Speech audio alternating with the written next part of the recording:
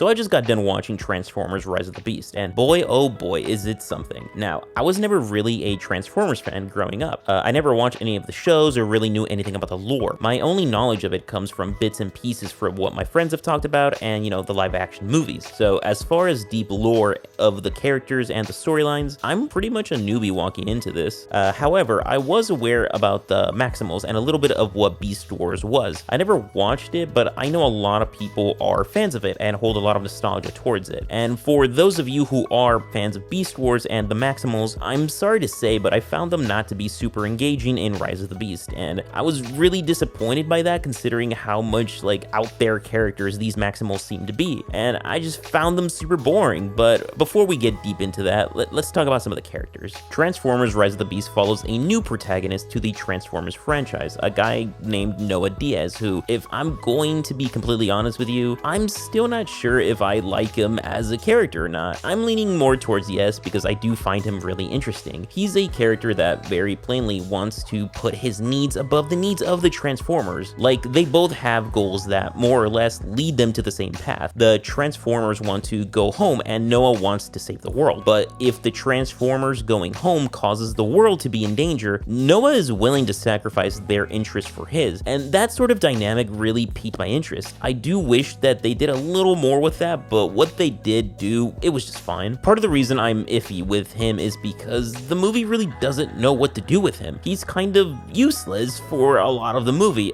up until the end, and good God, I will get to that ending in a little bit, but I really wasn't satisfied with the character arc he went through in this movie, and that just doesn't go for him. Most of the characters in Rise of the Beast are super forgettable, dead ass. From all of the new characters introduced, I can only name maybe half of them, and there's a good chunk of new characters introduced.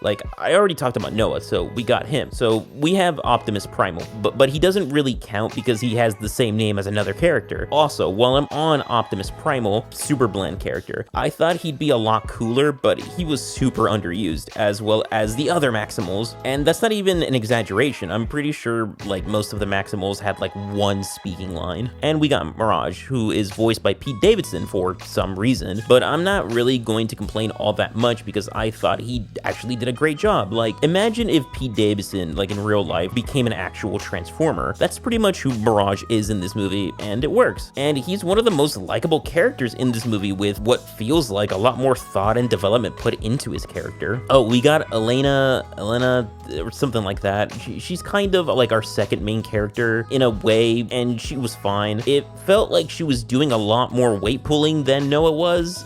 She is way more important to the plot, but it felt like she kind of got pushed to the side in the plot at times, which is kind of sad. But then I get over it because I do remember that she's not really a super developed character either. And the last new character that I remember was the main antagonist, Scourge, and he was actually a pretty good villain for the first half of the movie. When he first showed up, I thought that he made a pretty notable and great first impression, and at some points he felt like he was more of a force of nature rather than a villain, and I love that. And there were points where I was really doubting if the protagonists were even going to be able to beat him or not, and then the second half of the movie happened, and it kind of dropped the ball on all of that. And I'm not going to spoil anything that happens, but just know that I was kind of left puzzled with the outcome of everything. And if you're confused about me saying that the main antagonist is Scourge and not Unicron, the planet-eating Transformer, it's because he's really not the villain of this movie. And I feel like that's going to be the most disappointing thing about this whole movie, because that was sort of the most disappointing thing to me, without giving anything away, but also giving everything away. What they did in this movie reminds me a lot of what they did in Silver Surfer. If you've seen that movie, you know exactly what I'm talking about. The last character that I do want to talk about is Optimus Prime. I really liked him in this movie because, weirdly enough, despite him being an alien robot, he feels a lot more human here than he has in any other Transformers movie. He shows way more complexity than any other character, and to me, was the more standout character in this movie. A lot of the time, he's kind of a huge dick in this movie, and I wasn't really used to seeing Optimus Prime like that, so it was a bit refreshing for the franchise to see him like that. This movie takes place in 1994, and I really don't know why. It feels like it was used more as a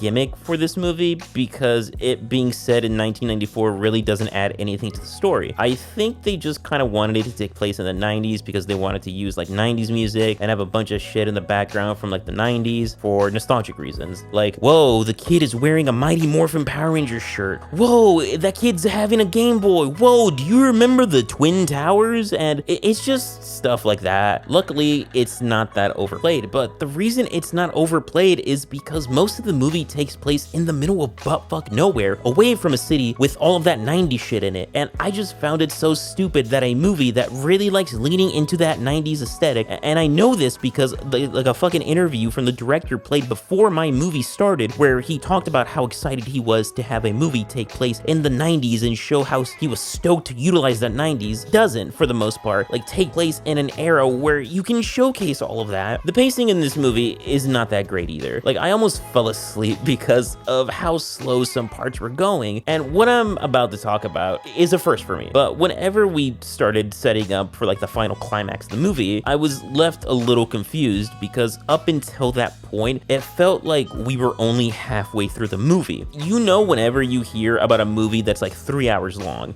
but it felt like it was only like an hour and a half, or like it was just like under 2 hours or something like that. Well, Rise of the Beast feels like it was like an hour long, and I really don't mean that in any sort of positive way. The editing is weird too. It's not the worst I've ever seen, but like specifically with the music, the transitions from licensed music to actual like movie soundtrack is pretty shit. It was a noticeable switch that really took me out of the scene, and it made me dislike the use of the 90s soundtrack a lot more. This movie also contains some of the most convenient, borderline Deus Ex Machina like stuff I've ever seen in a movie. Characters just show up like out of nowhere to help like another character. New things are revealed whenever characters like hit a wall, and then there's the ending. Again, I'm just going to try my darndest best not to spoil anything, but something happens that is just so over the top and ridiculous that I was just kind of at a loss for words at what I was witnessing. And this is coming from a guy that really likes the Fast and Furious franchise, and that stupid shit just doesn't stop at the climax. As the ending continues, well, all I'm gonna say is that I had to look this up because, again,